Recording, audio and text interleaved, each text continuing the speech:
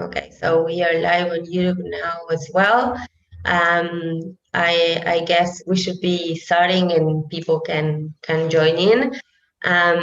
Welcome everyone. Thank you very much for participating in this information session on the Masters in Data Science offered by UTEC with the academic support of IDSS.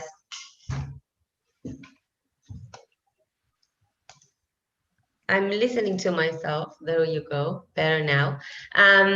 So again, welcome everyone. And we will be holding this 1 hour session where Virginia Robano from the program in data science is going to present a bit about the program and the objectives. Karin Chu will also be speaking on IDSS side and explaining a little bit about our amazing partnership. And Martin is a student of our first generation of the master's program who is about to graduate. So he will be also sharing his experience with you. And then we will have a couple of minutes for a Q&A session. So you're not able to speak with the mic, but you are able to chat on the chat. So type in any questions or comments throughout the presentation. Feel free, and then Virginia, Karin, Martin, myself, Susana, we can all get back to you on those questions. So let's start. I'm Mariana Heisinjar. I'm the director of the program, and I'm very honored to be holding this joint information session once again. We did one last year, and we are launching our third generation of the master's program on the 26th of April. So Virginia, I will pass the floor to you. So go ahead. Thank you, Mariana. Hello, everybody. It is a pleasure to be here once again. And I'm going to share my screen now. I plan to talk about 10 minutes. Yes, then I will pass the floor to Karin. So give me a second.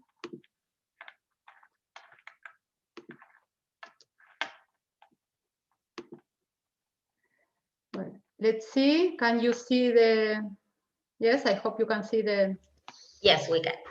Brilliant. So as Mariana explained, we are very honored to be in partnership with MIT and have this academic support for our blended master's program.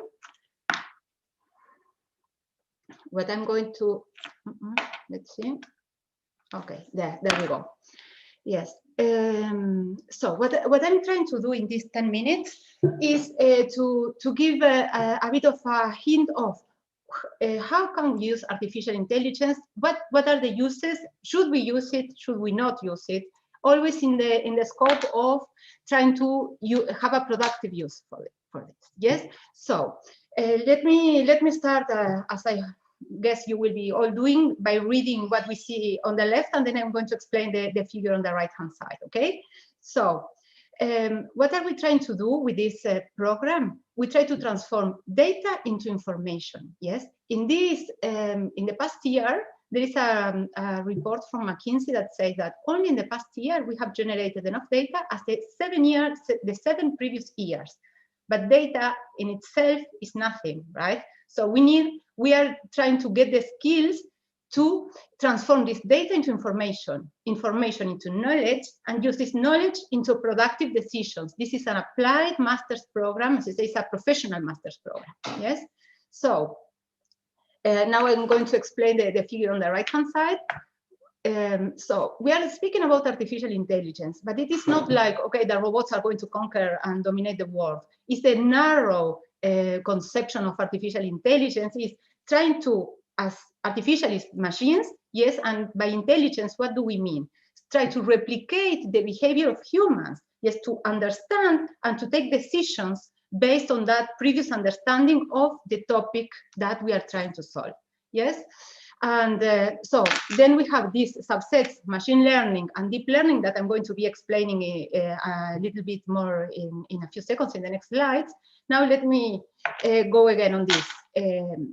How this is possible now, because we have this huge amount of data, that is, we have this circle of big data crossing all these areas, artificial intelligence, machine learning, deep learning, and data science, which is part of our name, the name of our program, because what is data science? Is this analysis of data that we have been doing for centuries already. Yes, I remember, I think one of the first examples of data science was the analysis of the cholera, how do you say in English? Well, the cholera epidemic here in London.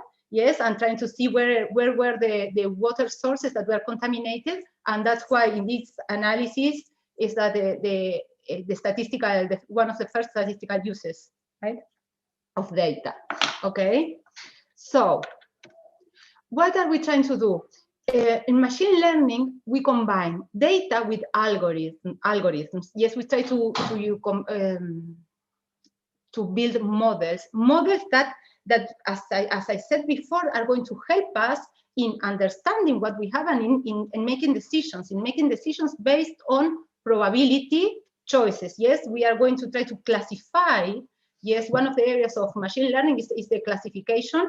Yes, to see, like in the example of the Titanic, either the person is going to survive or not, and assign a probability on that. And then we are going to try to make decisions based on these probability distributions, and we are going to be comfortable with some uncertainty as well. Yes, one of the technologies, one of the areas in where machine learning is applied in industry is in this image classification. Yes, it's like the cat, is this a cat or a dog? Yes, the usual example. Then we have either object detection, which is used, for example, with these automatic cars when they roll. So is there a person in front of it? Should the car stop or not? And this is related to the images that you see on the right, this image segmentation, what it is that we see, how can we classify what we see in the picture? Yes, so are there humans? Is this a tree? Is this another car? Yes, it's a person crossing the street. You see how these different colors is how we are using machine learning to do something analogous, yes, to the vision, okay? Then another example, another technology where we use machine learning is on natural language processing. And this I'm very proud to share with you now this screenshot, which is from this morning, because this morning we have our first project dissertation. Oh, my English is failing me tonight. Yeah. The first group of students from generation number 1 from our first cohort just finished their final project. Yes, and they have used natural language process to analyze, in these precise cases, reports. They analyze over 8,000 reports on sovereign risk assessment from many countries around the world. They have like 91 countries and 20 years, and they have shown in this dissertation how to complement with natural language processing techniques, how to complement the analysis that economists have that they usually do with macroeconomic assessment and other quantitative and qualitative variables. Yes. So in this case, they use some dictionaries that are already present, because one other aspect that machine learning has is that it's very collaborative. So these many programs are already available, open source. It's a very collaborative environment. Well, and they have classified these reports, these 8,000 reports. They have classified the wording on it, whether it was positive, negative, or uncertain. And they showed that it could complement the analysis in 14%. So with the improvement of these natural language processing techniques, the assessment, the macroeconomic assessment of a country, whether it's going to lose or to retain the investment grade, could improve by a 14% already. Yes? And this also complements, this is another screenshot from this morning, this also complements what we are trying to do with this program, with our master's program and with our partnership with MIT. Yes, which the T in MIT, Massachusetts Institute of Technology, the same that UTEC, our university in Uruguay, Universidad Tecnológica, yes, we aim to generate high quality employment, as you can read there, yes. So we want to train our students to use the techniques that are at the frontier of knowledge and to use those techniques productively. Yes, our students also have shown in this analysis what are the business side of it. So how are it is in Spanish, but what are the industry possible uses of this technique that they have developed? Yes, and they said, okay, two of them were from the central bank, and 2 economists and 2 engineers, because this also showcase what we seek in our program, that is to bring diversity, to bring multiple visions, multiple solutions, multiple ideas, to build teams, yes, to complement the technical part, because this goes to the beginning, these bubbles that I was showing, that, okay, artificial intelligence can do many things, but I lost my train of thought, sorry, I'm so tired. Artificial intelligence can do many things, but so should we be doing it even though it is feasible? Does it add value? Yes. So, and in this precise case, they said, okay, this can be of value for governments, for investors, and for the general public as well. You see, and from that they can develop a line of business selling this idea as well, not only used to be used in the government as it is now, but also to be used by the private sector. Yes. Okay. This was one of the examples. Tomorrow we will have our second dissertation defense proposal, again at 10 a.m. From Uruguayan time, that is going to be on autism treatment. Is number 2 here in this list. Yes. And again, a diverse team with engineers, economists, bioengineers, and agri-econ engineers as well. So people from very different areas, they have developed a technique to treat autism. Yes, again, this technique is going to complement what the professionals, the health professionals, are treating on children especially, yes, and it's going to supplement what already the people are doing, yes. We will see more of that tomorrow, but again, in these are the 11 project proposals for our first cohort here in this meeting. Now I see we have our academic coordinator, Natalia Castro. She has been supervising all of them, all of these projects. As you can see, the first 4, they are color-coded because depending on what they are. So some of them are health-related, the other are 6, 7, and 8 are related to standard machine learning technique uses, and the 9, 10, and 11 are related to the finance sector. Yes, number 5, as you can see, is related to education. So, because as I said, what we are trying to do with this program is to be comprehensive, yes? So is apply machine learning techniques, complement what we know with machine learning and with business skills. So not only can we do it, but should we do it, yes? And for that, we also have partnered with another branch of MIT, which is the MISTI, the Science and Technology Initiatives, yes? And these are some reports, press reports from when long time ago when we could all meet, yes? They were here in Uruguay. 14 PhD students and master students from MIT came to Uruguay for a month long to work 8 hours a day, 5 days a week, 4 weeks, yes, trying to develop those skills, yes, machine learning and business skills. And to complement what is here we are saying in this slide, we also have, so what we are trying to do, the academic part, and we have the academic support of the best in the world. Then we have also finance to develop these ideas, yes, finance options available. And we also try to strengthen our network, the social capital that we aim to develop here among peers, with investors, with suppliers, with clients, with academics, with the government, with the rest of the private sector. Yes, so very briefly, yes, this is, I don't know, Mariana, if you want to talk about this or how it is this blended program, but we have this. You wanna speak about this, Mariana, now, or shall I go? No, you can go, yeah. Okay, as Mariana said, she's the director of this program and supervising the whole integral part, not only the academic part that it is, but also the financial part or the social capital one. Yes, so we have these 4 mandatory courses that Karin is going to speak in a moment about, from the MicroMasters in Statistics and Data Science. And then we have this exclusive synchronous support, and provided that all comes to normality or the new normal, we are supposed to have these training residential workshops with MIT in Uruguay, at the beginning, in the middle, and at the end. Now, because of the pandemic, the one at the beginning is going to be remote once again, but hopefully for next January, we will go back to the residential workshops, okay? Apart from these mandatory online courses, we have a set of about 40 electives from MITx, from UTEC, and from Universidad de la República here in Uruguay that complement. Some of them can be taken at the beginning of the program. Some of them supplement what we have learned alongside the program. Okay.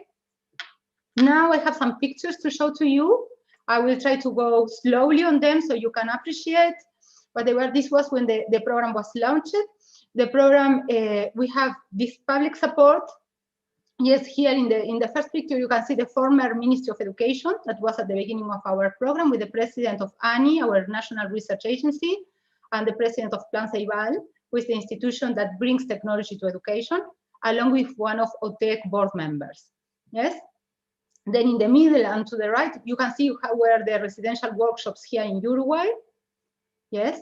Then this was what I was talking about in January, last January 2020, we did this 1 month long, yes, with GSL Pro. GSL stands for Global Startup Lab Pro. So where we combine these machine learning techniques with business techniques, because it's not only to get to know things, but whether to be able to discern whether these ideas, these techniques add value to the firm. Yes, and well, we can see here some of the instructors. So that were there, and we are very proud to say that for our first cohort of students, we had 58 students at the beginning. We keep with the 58, so 100% retention rate 2 years later, and a pandemic in the middle. Yes, and a pandemic in the middle, or whatever. Yes, for cohort number 2, that we started last August, and I don't know if Karin is on this picture. It was also a screenshot that I took, but Karina, Susana, and all MIT were there. But we were many people. We had 36 students. Yes, one of them, I was trying to find out today whether he's only on leave or he dropped off the program. But again, a very high retention rate so far. So don't miss your chance. Be part of the future today. Yes. And I'm going to stop here.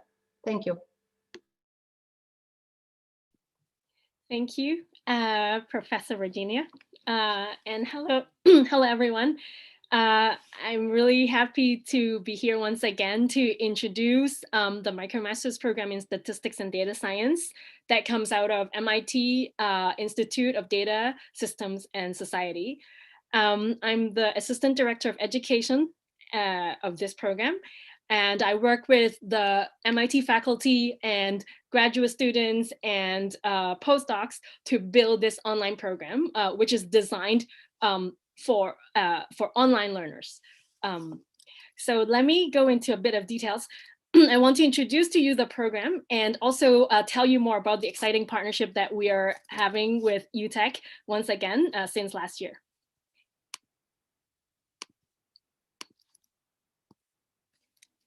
Okay, so like I said, we are, this program comes out of the Institute for Data Systems and Society, and we have a partnership with Central Ceibal, with UTEC, with Mariana and Virginia's team.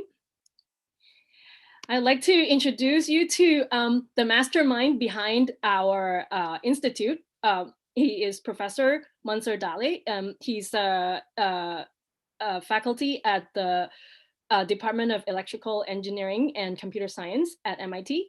And the mastermind behind the MicroMasters program, Professor Shah, he and Professor Dali together designed the program and basically thought about what would be, what would be the essential education for any data scientist that practicing data scientist and at the rigor of MIT. And here we have our team at IDSS that provides a lot of support for our partnership as well. Susanna is here with us. She'll talk a bit later. So IDSS, our mission is to address societal challenges by both advancing education and research that is at the intersection of statistics, data science, information and decision systems, and social science. So the MicroMasters program in statistics and data science is a big part of the core of the mission of the education mission of IDSS. It's a standalone professional and academic credential for online learners that that can take this program everywhere in the world. And the main thing is that it's a set of courses that are at MIT graduate level. So it's fully rigorous. It's exactly the same as the on-campus courses. So at a glance, the program itself consists of the 4 pillars of data science. So the 4 pillars are, it covers both the fundamentals, the theory, as well as the hands-on, the hands-on experience that you would need to practice data science. So we have probability and statistics. They are both more theoretical courses. They're foundational. You really, if you want to understand what goes on, what is the limitation of your models, if someone presents to you some results, how do you interpret it? Whether it's reliable, you really need to know the fundamentals. Then we have a machine learning course, which covers quite broad range of current machine learning algorithms. And you would have a chance to use Python to implement these algorithms on real data sets. And then we have 2 electives for data analysis. And the most current one, and the one that this 3rd cohort will be taking, is our newest addition to our program. And it covers 4 domains. So from genomics and high dimensional data to network science to time series data, and finally to environmental data. So it's a pretty broad data analysis course.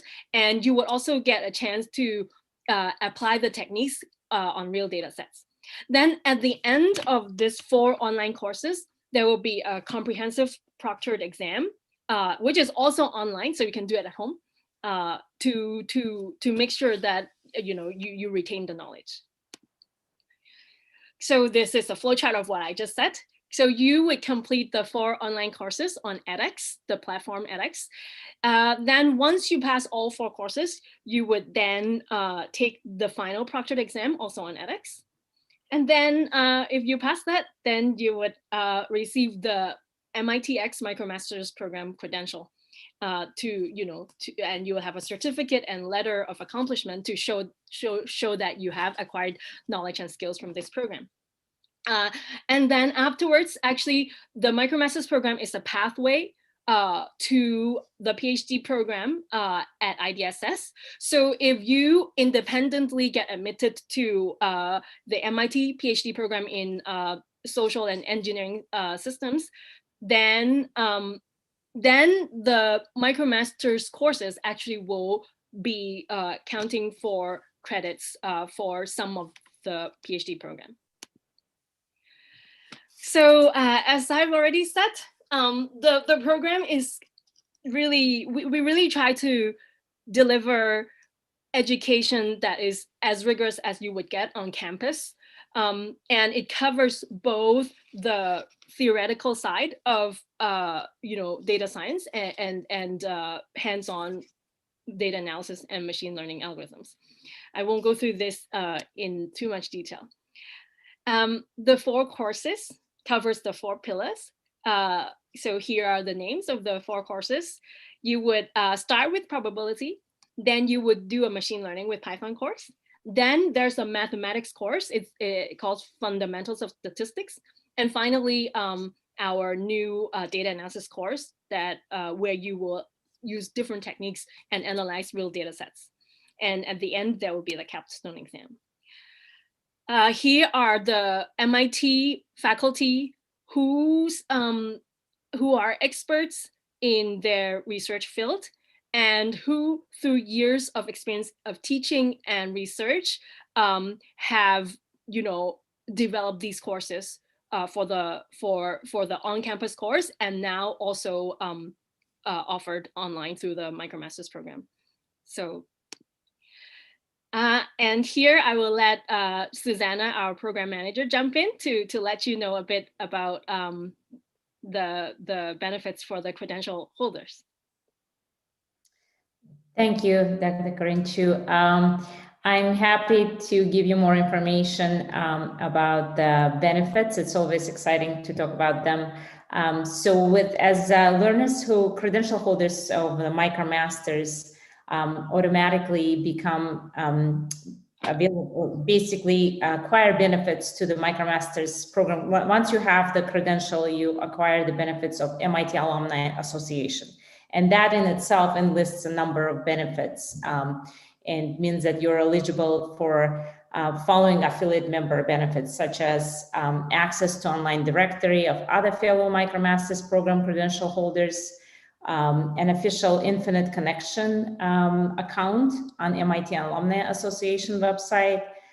You also get invited to some of the MIT Alum Association events, which provides for a great networking opportunity.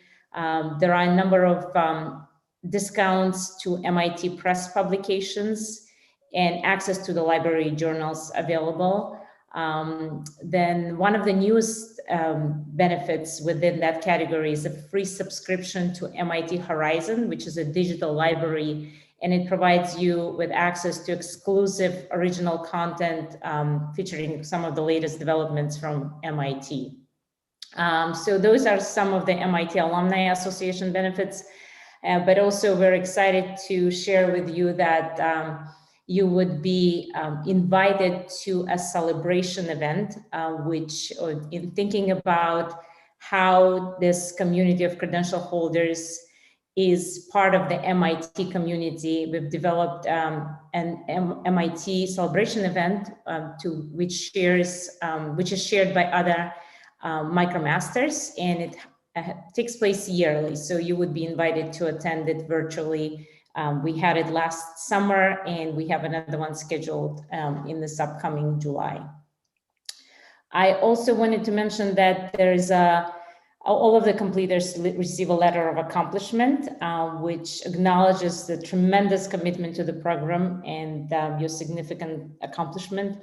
And this is signed by the program director, Professor Shah, who Dr.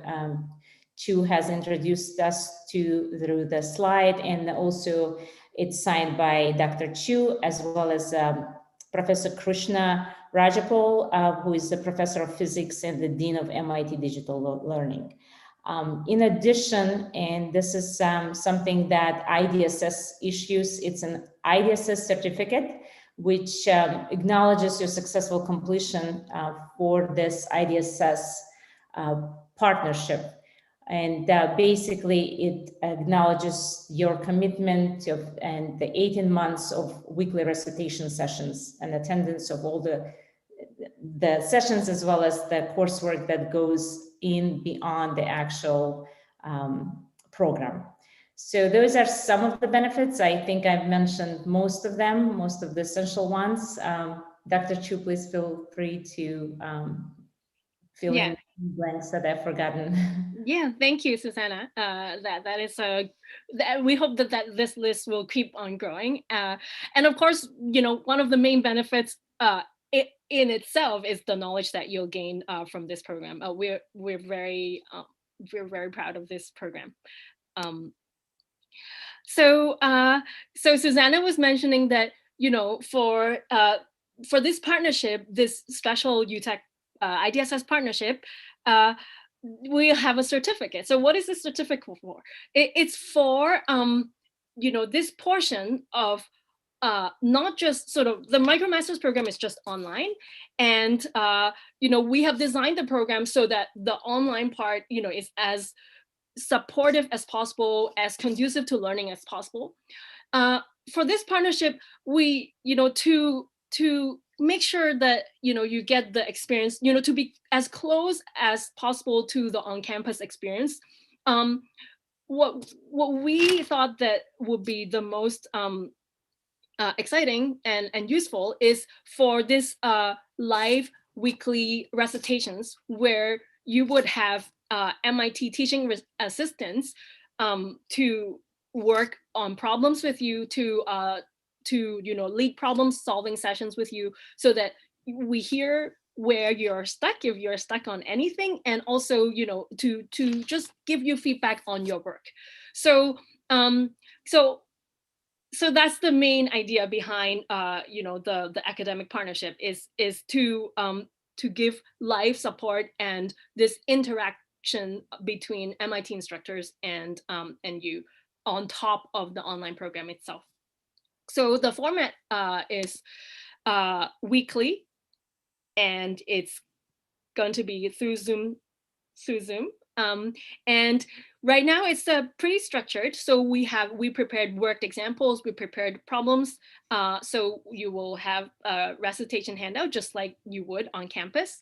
And then there'll be you know, breakout room discussions where you will work on problems together and then you know, do different activities. And again, the goal is so that you know, we would want to make sure that both the theory and the coding, the practical coding parts of it, that you would be learning it and getting all the feedback that you would need. And also, you know, we can learn from one another, you know, sharing your thoughts, sharing, you know, what you're struggling with, or what your ideas are for your own data science project. Maybe, you know, you can get some feedback from MIT instructor as well. And also with your peers. So I think one of the main, one of the things that I think students have mentioned is, like, you know, the peers are also very motivated and you know, very interesting. And this interaction, live interaction with peers is going to be very valuable. So here's a screenshot of what happened in the recitation for the theory probability class. Here's our MIT graduate student, PhD student, who led the recitations for that semester. And right now, here's Andy, another IDSS PhD student who is teaching the machine learning recitations right now and leading activities. So what about schedule? So for this upcoming cohort, the schedule would be, like I said before, you would start with a probability class this summer. And then in the fall, it would be a hands-on class, so theory and then hands-on machine learning course. And then there would be a sort of short break because, but I think you might have your workshop here. But in the spring term, all these terms coincides with the MIT terms. And so the spring term actually starts in February. And it's the mathematics course on statistics. And then at the end, in the summer would be the final data analysis course, again, a hands-on course. And then after a month afterwards would be the final proctored exam. Susanna, maybe you could tell everyone more about currently, you know, how many credential holders we are and where they're from. We're very excited to hopefully have some of you to join this list in a year's time. Sure, definitely. It's we're very excited to now have a total of 454 credential holders from all over the world. And as you can see from this map here, we have representation from all of the continents, many countries. I mean, the program itself has participation from all 195 countries in the world, but we're excited to have at this point, we've done some analysis of demographics, and we're seeing the top 10 countries. And we were very excited to see Uruguay and where it stands on that data map. So, Dr. Chu, if you go to the next slide, I think I have that being pointed out. So as of right now, Uruguay is has number two ranking for most credential holders in the world, and number one ranking for Latin America. So we are very excited to report on this. Yeah, so we look forward to seeing you. I will pass the floor back to Mariana. Thank you very much, Karine and Susanna. I had goosebumps when you showed that, so we are very excited. This is all thanks to the huge effort all of our students are putting together, of course, with the teachers and with the facilitators and directors and the whole team working on this program. So we really hope we can keep up to the great work our students have already been doing. So I will pass the floor to one of them, Martin. Welcome. Thank you, Mariana. Well, hi to all. I'm very glad to have the opportunity to speak to people that are now in the same situation. Maybe I was like a little less than 2 years ago. So when Mariana told me that I had to speak to maybe people that are thinking if taking this program is good for them or not, I thought that maybe the best thing to do was to speak about my experience, about how my career has changed and where I was before the start of this program and where am I now. So just for you to know, I am 25 years old now. I was proximate to end my degree in economics when I decided to enroll in the exam. And in that time, I was working on an international professional services company and wasn't quite happy with my work. And I didn't saw many opportunities to grow in my profession. So I was looking to something to really enhance my possibilities. And in a really changing world, the best thing is to like open doors. So I was looking for something to open doors to then maybe decide what was the best to follow my career. And so I had a lot of expectation about this program, and mainly because I wanted to grow professionally, but also having better jobs and better opportunities.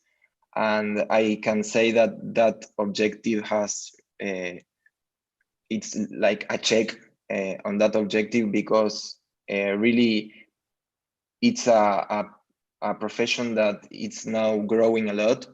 And as soon as I enrolled the program, someone I knew, he knew that I was enrolling the program, so I changed my job to something really closer to technology. And something even better is that didn't then like very well because of different things, but I met someone on the program, and now I am working quite like for 1.5 years with him in a financial services company. We work on business intelligence, but what we like the most is to use the things we have been learning in the program to add value to the company, and that's something I think Virginia mentioned. I think that what is good about this program is that it gives you the tools to add value in the way you want to add, or depending on your professional background, you can have different paths to follow. And that has been like that. We developed a machine learning model for our company, and we have made a lot of statistical analysis about different issues that have added really a lot of value.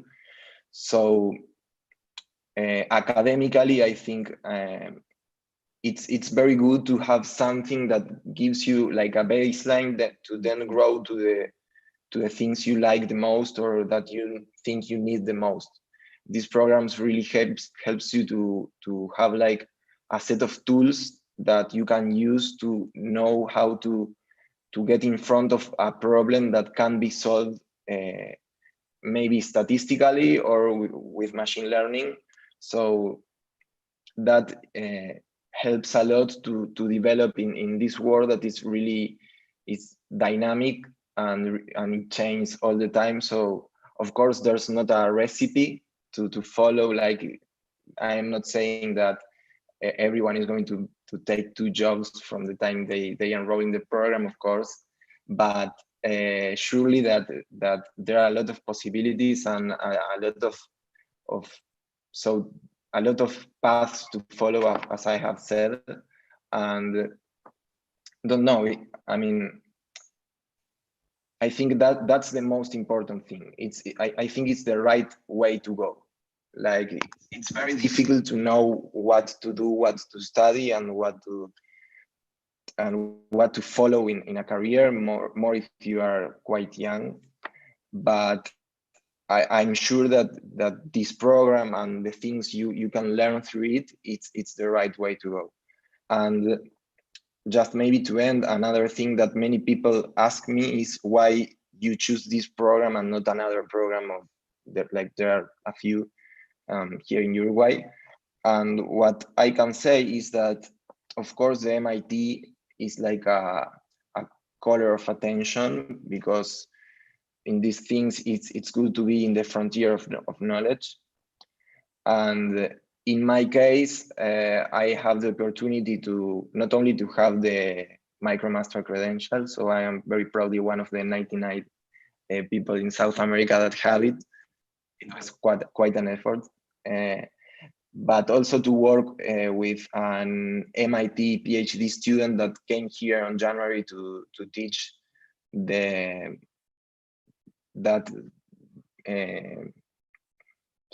teach in the GSL program.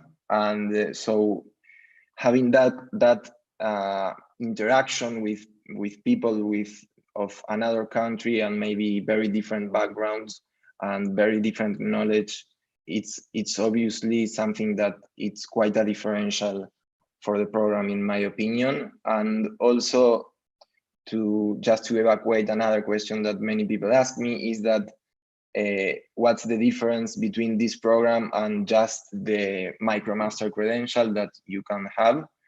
I think that, as Karine and Virginia said, having it's like just, it's very different to have interaction with people that is in the same program that you are, and that gives you a lot of opportunities. I think that postgraduate programs should have that is the opportunity to meet people, the opportunity to build networks, not only neural networks, but also real networks in real life. And these programs really give you that. And I think that's quite a differential, and it's very important to have not only the interaction with your MIT instructors, but also with your fellow program runners. So I don't know, you can reach me out if anyone has more questions. That's it. Thank you, Martin. It's amazing to hear firsthand from your experience. We would like to open a short Q&A session in case any of you have any questions. Of course, if not, you can reach out through our email, and we can connect you with Martin or some other students, or we can also help you in any doubts that you have. Feel free to type on the chat if you have a specific question. We will give maybe 1 or 2 minutes, and feel free to ask now or after the session or after you processed all this information.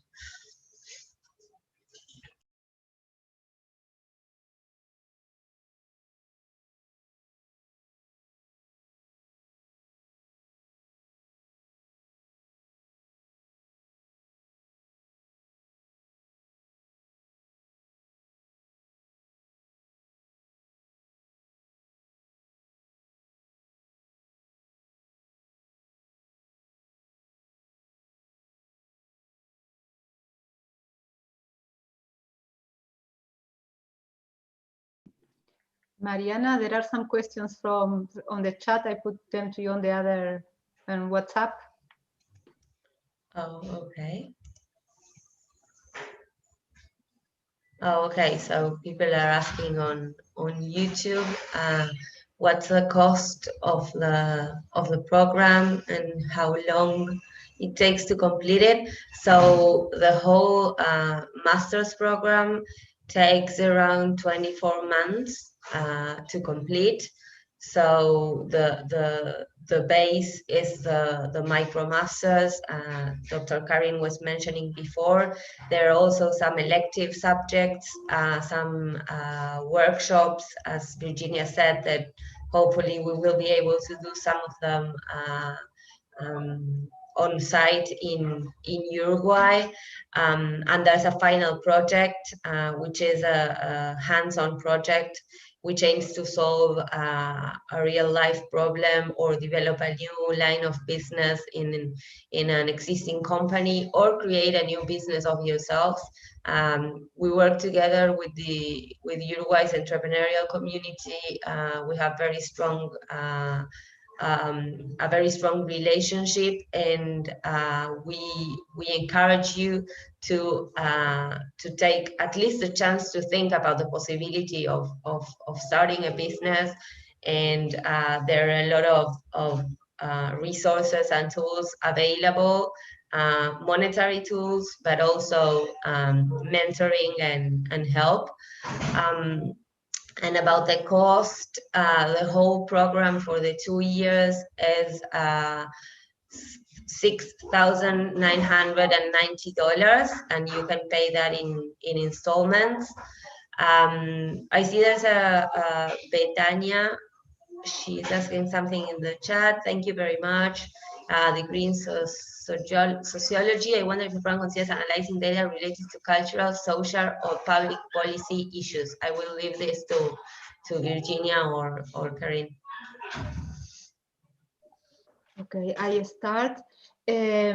Yes, it's a difficult question, and actually we have our academic coordinator who can answer that better, maybe, because what we ask is for knowledge at the tertiary level of calculus and algebra already, and you need to know some basic of programming in Python. We have nivellation courses. Yes, so we do have, so as I said, we have people from very different backgrounds. Half of our cohort number 1 are engineers, then a quarter are economists, and then we have from other professions, but all of them with a background in calculus and in algebra. Having said that, sociologists also, I think, have in general, they have a statistical knowledge. Yes. Some basic of programming in Python. We have nivellation courses. Okay, yes. I don't know. So we do have, so as I said, we have people from very different backgrounds. Half of the Augusto, apaga el YouTube, por favor. Sociology, I wonder if the program considers analyzing. Good, sorry. Okay. Karin, do you want to intervene? Sorry, Augusto. Yes, I was listening to myself once again. So the short answer, Betania, is yes, maybe. And call us and you will speak to Natalia, who I think she was around, but maybe she's interviewing some students as well if she left. Karin, do you want to add something, please? Yeah, sure. So I'd say, you have a chance in the program to do your own project. So you could choose, topics related to your interest, like public policy and cultural and social studies. In the data analysis course, we do have a module that is on time series on economic data. But I think the program itself is general enough that we hope that it's really foundational knowledge that you should be able to apply to different domains. So you could learn the basics and also some techniques that is very common to different areas and apply to your field of study. There's also a separate elective in the MicroMasters program, which is called data analysis for social scientists. It's not included in this cohort right now because the level of that course is a bit different from the other courses in the MicroMasters, but it is a very popular course, and it's also, it does touch on some studies to do with public policy. So you have a choice to do that in the MicroMasters program as well.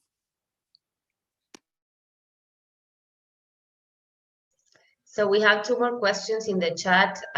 One is from Angeles.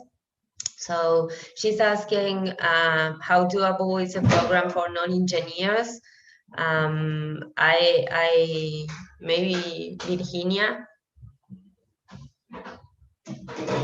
Yes, I did not get the question, but I'm reading the chat to see what is for non-engineers. How doable the program is for non-engineers, particularly she's worried about coding. Yes, so what the Angeles, coding is not the future, it's the present. You need to code, okay? So it's not that difficult either, and you have to start. Yes, there are many programs already that are freely available. And here at MIT, there is the 16000 something that is Introduction to Computer Science and Programming that you have to do in order to start benefiting from the machine learning and all the other programs. So coding is not that difficult. And then let me see what was the other question. For the non-engineers, so the non-engineers have the machine learning part sort of easy, and then the probability and statistics is difficult. For the economists, for example, the probability and statistics is easy, and then they need to code. But now we are in a digital world, so you will need to code, you see. So better start now. Yeah. Okay. Karin? Yeah, I mean, I agree with you. So I think it's doable, especially with the support. I think actually Mariana and Virginia, I don't even want to add, but it looks like from the last cohort that there were students who didn't have so much coding background, but I think your UTEC side actually organized workshops for them. And also I think half of the students actually were taking the prerequisite, which is the course that Virginia was mentioning, the online course on introduction to computer science and Python programming. So with that prerequisite also in the program, then I think it's doable. Exactly, and it's part of the nivellation course that we offer as part of the program. Gabriel is asking about the double profile, academical professional, and if you can do a PhD after finishing the master's. You can maybe, I don't know, Susana, if you want to take this question. I think it's very interesting the path you can continue to build if you're interested in continuing your academic background, because the MicroMaster credits account 4 credits for the PhD.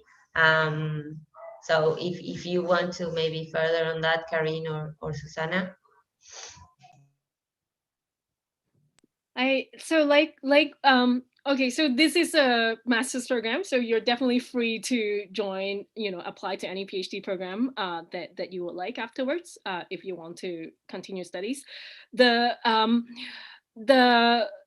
pathway to the IDSS PhD program is that you would have to apply like a regular student.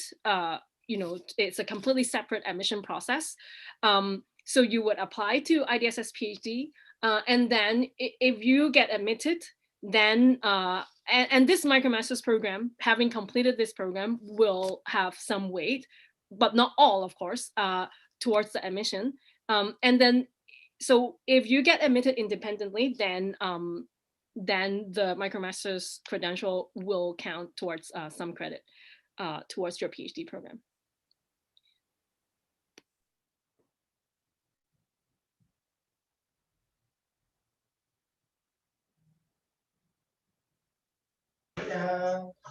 Perfect. There were some other questions that Virginia answered in the chat.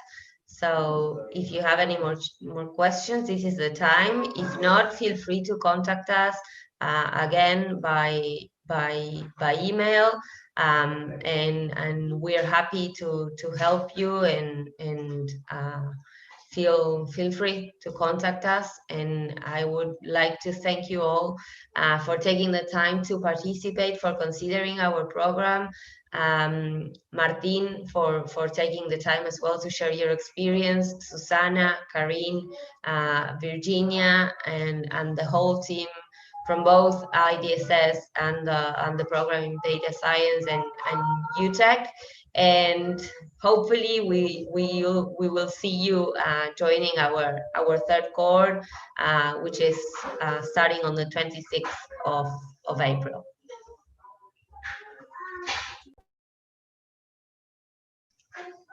Thank you, everyone. Thank you, guys. Hope to see you in Thank April. you. Okay.